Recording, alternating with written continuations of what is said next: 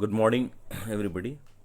Once again, I'm back with the same numerical, but the different types of data are there. Based on the Nyquist criteria only, we are going to discuss this numerical. So let me read out the question. So we need to send 265 kbps over a noiseless channel with a bandwidth of 20 kilohertz. So these are the data that is given to you. So it is asking how many signal levels do we need. So how many signal levels are required in order to have this type of data with us. So again we are using the same formula, the same Nyquist formula we are going to use. So same Nyquist formula we are going to apply here that we did in previous video. So bit rate, the formula is same. Bit rate is equal to twice bandwidth multiplied by log base 2L, isn't it? So same formula we are going to apply here. Fine. So we are using same, that is bit rate is equal to, clear, that is bit rate is equal to this one. So same formula we are going to apply. Now here basically we are supposed to find this L. L is nothing but all about the signal level, clear. So signal level is supposed to be taken care of in this case, clear.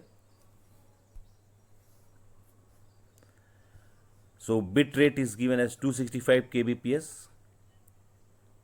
So that is all about 265,000 bps if you are going to convert into bit per second. And here basically we are supposed to find L, and bandwidth is already given to us, that is your 20 kilohertz. So 20 kilohertz is nothing but your 20,000 hertz. So based on this formula we are going to put the values, clear. So bit rate is given to us. So this is all about our bit rate. This is given to us. Twice bandwidth, that is twice 20,000 multiplied by log base 2L. So here basically we are supposed to find the signal level L, clear. So if you are going to evaluate, so ultimately we are going to get log base 2L is equal to 6.625, clear. So using that log formula we are going to evaluate L is equal to, so 2 is the base, so 2 to the power 6.625. So ultimately it is coming out to be,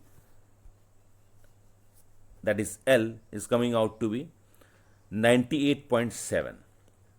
Yes, clear. So basically Nyquist criteria is for noiseless channel. Nyquist criteria we are applying for noiseless channel.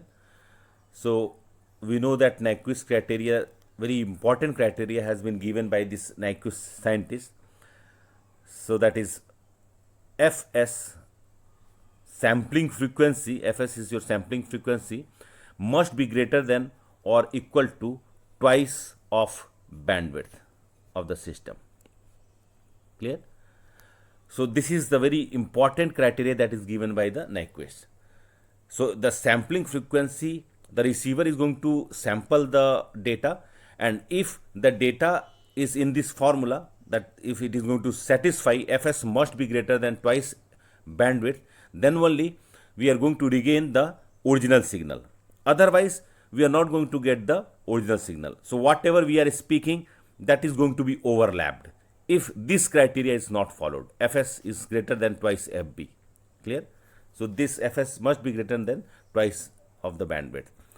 On the other hand, if it is noisy channel, so in that case we are going to take the help of your Shannon equation. So Shannon theorem we are going to apply for noisy channel. So you might be knowing that in that formula we are going to have signal is to noise ratio. SNR is going to be there, clear. So I think you got the concept.